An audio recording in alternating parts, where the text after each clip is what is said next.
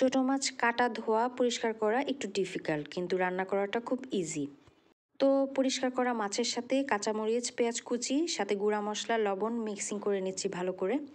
এগুলোকে কিছুক্ষণ সময় নিয়ে হাতে ভালো করে মেখে নিতে হবে, যাতে মাছের ভেতরে মশলাগুলো খুব ভালোভাবে ঢুকে যায়। এরপর একটি প্যানে মাখা মাছগুলো আমি ঢেলে দিব।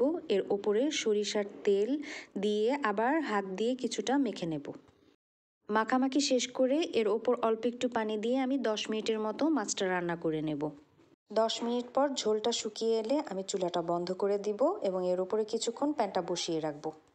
ছোট মাছ সাধারণত আমি এভাবেই চচ্চড়ি করি।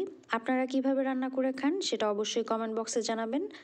ভিডিওটি ভালো লেগে থাকলে আমার চ্যানেলটি সাবস্ক্রাইব করবেন, লাইক, কমেন্ট, শেয়ার করে পাশে থাকবেন। দেখা হবে পরবর্তী নতুন কোনো ভিডিওতে। সে পর্যন্ত সবাই সুস্থ থাকবেন, ভালো থাকবেন। আল্লাহ হাফেজ।